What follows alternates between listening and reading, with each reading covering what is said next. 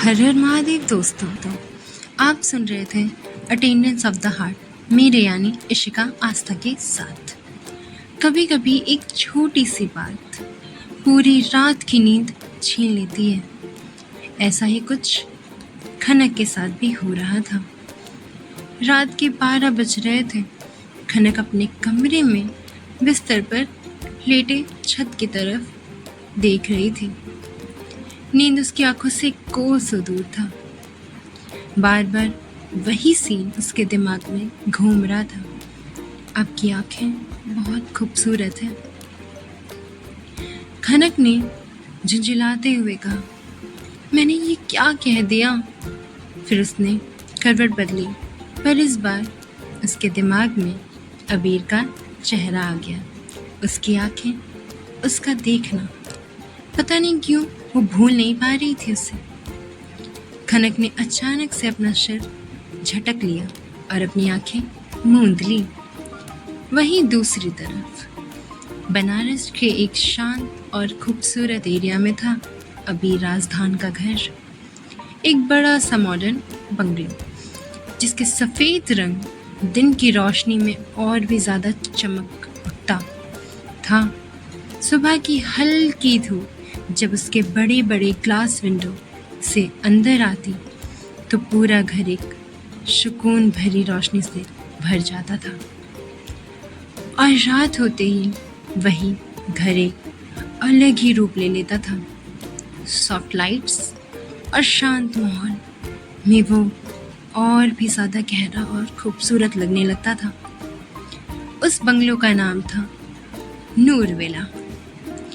नूर villa, क्या नाम है। घर के अंदर सब कुछ बिल्कुल उसकी पर्सनैलिटी जैसा था। साफ, सिंपल और परफेक्टली ऑर्गेनाइज्ड।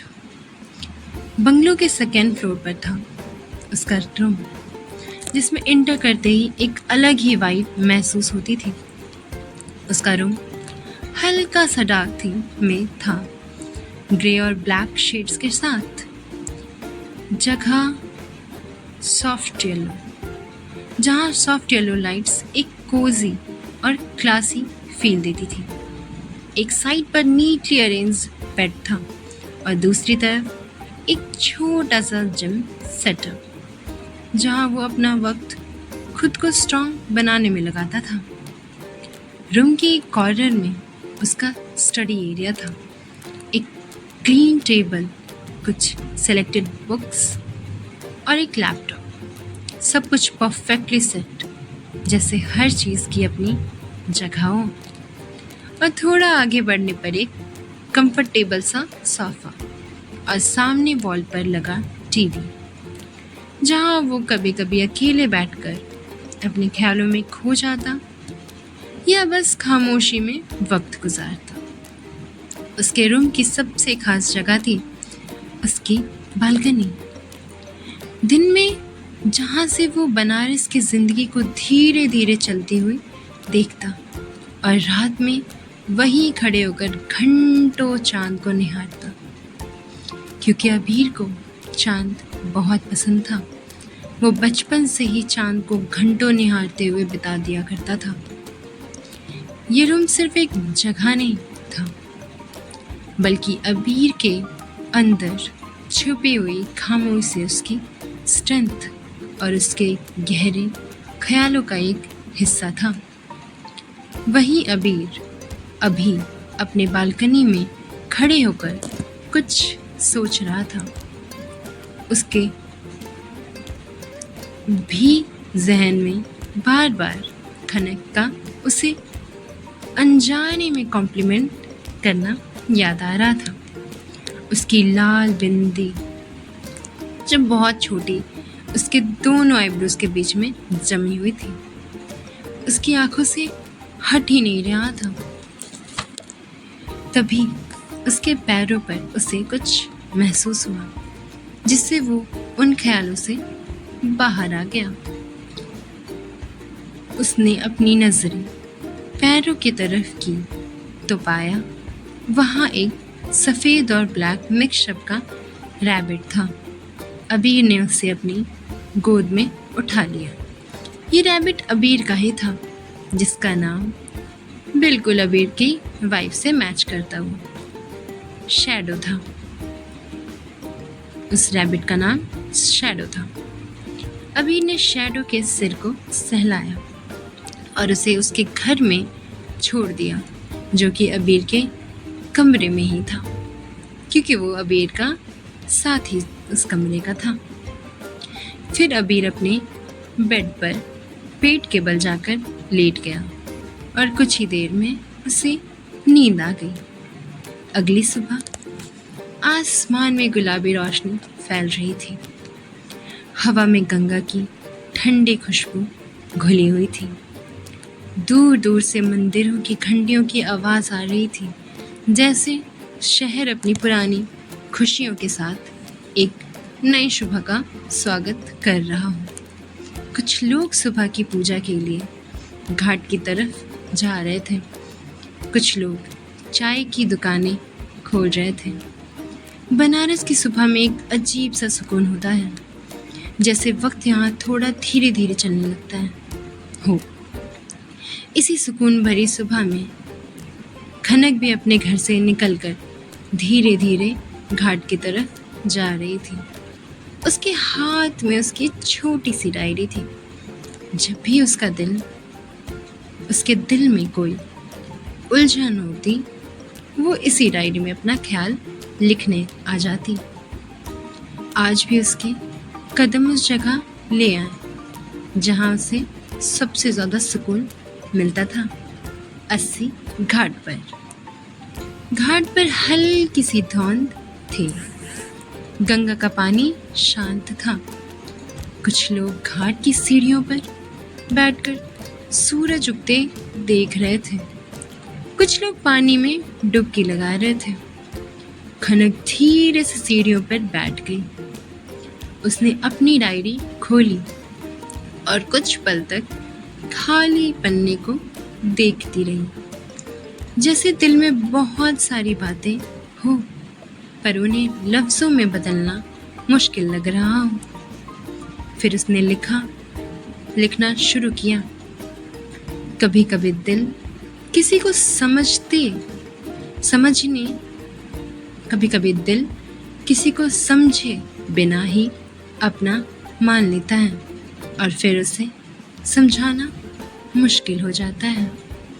उसने पेन रोक दिया। उसके दिमाग में एक ही चेहरा था, अबीर। वो खुद भी नहीं समझ पा रही थी कि ऐसा क्यों हो रहा है। वो तो बस उसका प्रोफेसर था, पर जब भी वो उसे देखती तो उसके दिल में अजीब सी खामोश खुशी भर जाती। खनक ने डायरी बंद की और गंगा की तरफ देखने लगी। सूरज धीरे धीरे उग रहा था और उसकी रोशनी पानी पर चमक रही थी। तभी पीछे से एक आवाज़ आई, क्लास में भी इतनी शिद्दत से लिखती हो या ये हुनर सिर्फ यहाँ के लिए है? खनक ने पलटकर देखा और चौंक गई। उसके सामने अबीर खड़ा था। उसके हाथ में चाय का कुल्हड़ था और चेहरे पर हल्की सी मुस्कान।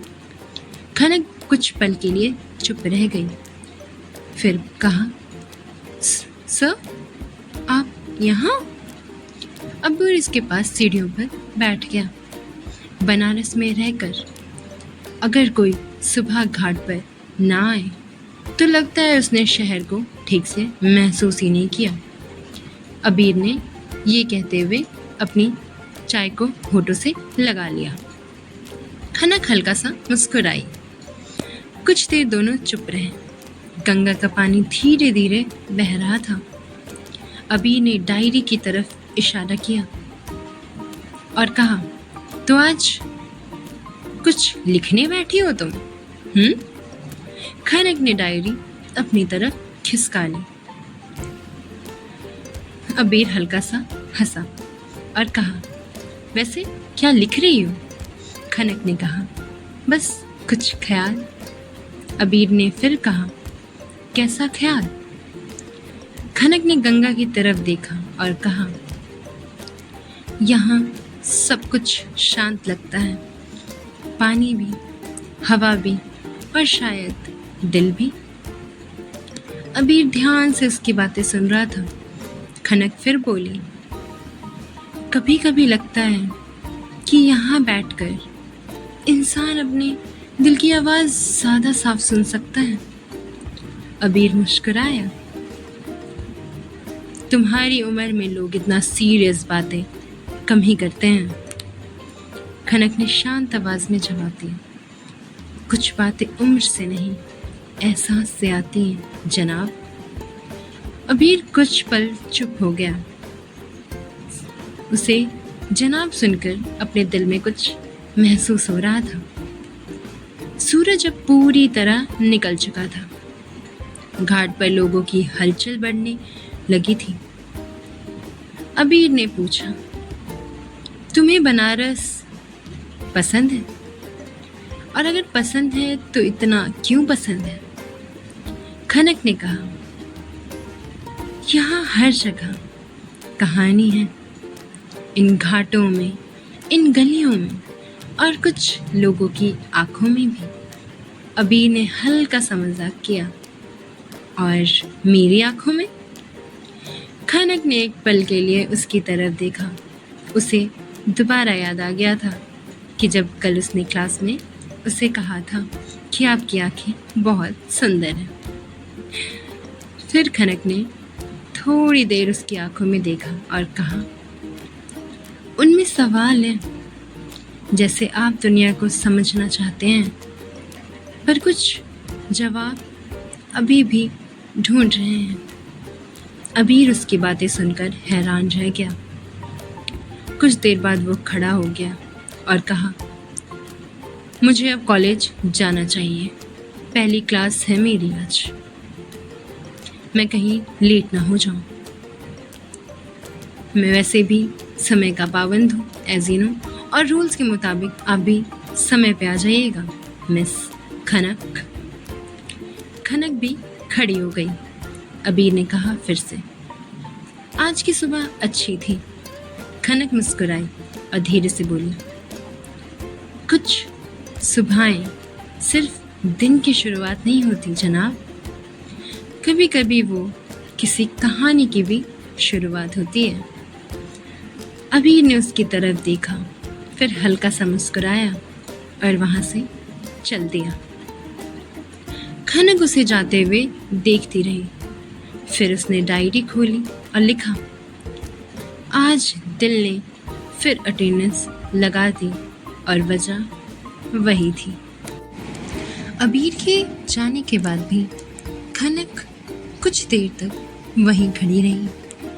उसकी नज़र उस रास्ते पर टिकी थी जहाँ से वो अभी अभी गया था, जैसे उसके जाने के बाद भी उसकी मौजूदगी हवा में कहीं रह गई हो।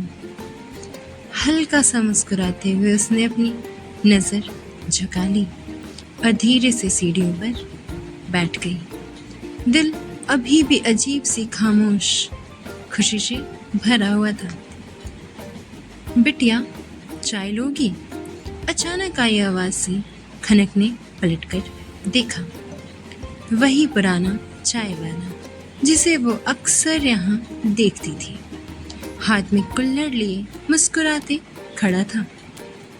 खनक ने हल्का सा सिर हिला दिया। हाँ, दे दीजिए। चाय वाले ने उसे गरम चाय का कुल्हड़ पकड़ा दिया। कुल्हड़ की गर्मी जैसे उसके हाथों के जरिए उसके दिल तक पहुंच रही थी। खनक ने एक छोटा सा घूंट लिया।